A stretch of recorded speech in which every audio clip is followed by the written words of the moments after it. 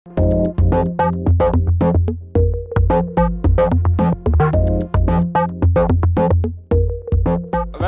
á Oracle-daginn okkar. Gestur Gestsson heiti ég og forstjóri Advania og hef þann heiður að bjóða ykkur velkomin hér í dag. Ég ætla nú jafnframt að segja örfá orð. Við erum með mjög glæsilega dagskrá og eftir mér kemur Gunnar Hall, fjársýslustjóri, hingað upp og síðan erum við með mjög góðan fyrirlestur frá Oracle sem kynnir okkur Oracle Fusion sem mjög spennandi og síðan dagskráin í dag full af fróðlegum liðum.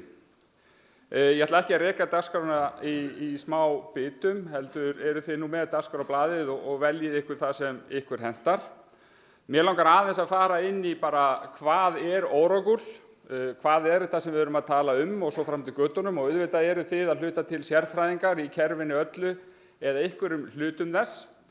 En gegnum umræðuna sem var núna á haustmánuðum að þá sátum við svolítið með það að átta okkur á því að það væri kannski ekkert rosalega margir sem gerðu sér grein fyrir heildarmyndinni, hversu umfangsmikið, flókið og flott kerfi Oracle er. Það auðvitað þannig að Orrin, eins og við þekkjum Oracle-kerfið á Íslandi, stærsta IT-innleiðing Íslandssögunnar og mjög öflugt og skilvirkt stjórntæki fyrir íslenska ríkið. Og eins og við endum þessa mynd á að segja, þá erum við hjá Advania afskaplega stolt af kerfinu og það var þar af leiðandi okkur nokkuð á óvörum þegar kastljósinu var beint að kerfinu í haust og okkur þótti nokk erfitt að sitja undir þeirri umræðu sögum þess að hún byggðist í upphafi á miklum rangfærslum vegna þess að þar var byggt á skýrsludrögum sem enginn hafði fengið að gefa umsögnum og var mikið af fullyrðingum og öðru slíku sem erfitt var að verjast. Nú hins vegar skýrsla Ríkisendurskoðunar komin út sem fjallar innleiðingu kerfisins frá A til Ö og staðreyndirnar komnar fram og við erum bara mjög sátt við þá skýrslu og hvetjum alla sem áhuga hafa á málinu að kynna sér hana og það margt fróðlegt í henni að finna. Þar eru til dæmis vísbendingar og það sem mér þótti einna athyglisverðast við lestur þeirrar skýrslu er könnunin sem Ríkisendurskoðun gerði á upplifun notenda á kerfinu. Því auðvitað það sem á endanum skiptir öllu máli, hvað finnst notendunum, hvernig finnst notendunum að nota kerfið, virkni þess, aðgengi, innleiðingarferlið og svo fram eftir götunum.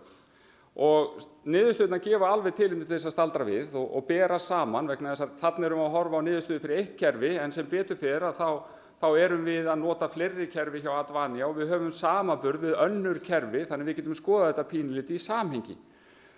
Og þessi könnun borin saman við kannanir við aðrar kannanir sem við höfum að þá tek ég hérna eitt dæmi, ég ætla nú ekki að fara í gegnum þetta allt saman því ég ætla nú að gefa Gunnari Hall ykkur tíma hérna uppi.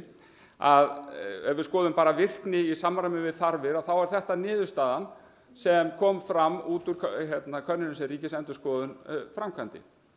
Og það auðvitað mjög erfitt að dæma það ef maður horfir bara á þetta, þetta gott eða slæmt.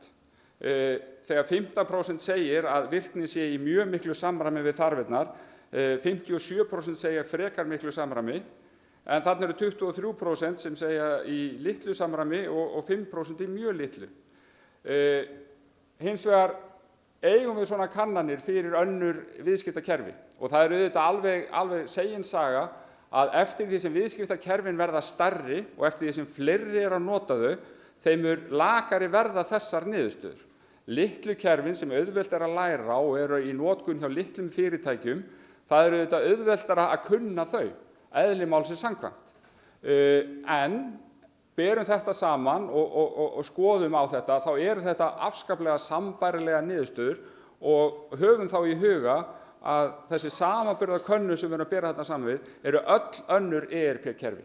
Þarna erum við að bera okkur í raun og veru saman Oracle sem risastórt, flókið og umfangsmikið kerfi, meðal annars við lítil kerfi eins og Opus Alt og Tók. Þannig að þetta mjög fróðlegt að bera svona saman. Út úr þessu kom þá punktur sem okkur þótti mjög athyglisverður og við tókum pínulítið til okkar. Það var greinilegt að notendurnir almennt sögðu við þurfum meiri fræðslu.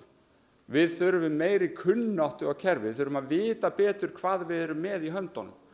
Og Advania hefur staðið löngum fyrir haustráðstefnum fyrir viðskiptavini sína sem í upprunalega voru bara fyrir Oracle-notendur. Og það var í raun og veru þannig að þá fyllti salurinn af fólki sem var að nota Oracle og við fræddum kerfið, við fræddum hvað Oracle var að gera, hvað var í nýtt og buðum upp á fræðslu og kennslu í Oracle. Þetta hefur því miður farið minnkandi og minnkandi og í fyrsta skipti fyrir 2 árum síðan var ekki sérstök Oracle-lína á haustráðstefnu Advania og heldur ekki nú í ár. Þegar við sáum hins vegar þessa niðurstöður, þegar við gerðum okkur grein fyrir þessu ákalli sem væri hjá notendum kerfisins á það að fá upplýsingar, fá kennslu og fá fræðslu, þá varð það til þess að við tókum það einfaldlega til okkar og ákveðum endurvekjum Oracle-daginn, endurvekjum öfluga fræðslu, þekkingu og annað slíkt og komum því til skila til allra notendana vegna þess að það það sem skiptir höfuðmáli. Og þess vegna erum við hér í dag, þess vegna bjóðum við upp á mjög fróðlega dagskrá og þess vegna ætlum við að halda áfram að sinna því hlutverki að fræða ykkur hversu öflugt gott kerfi þið eru með í höndunum.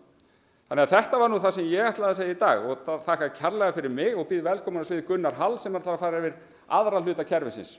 Velkomin á svið Gunnar.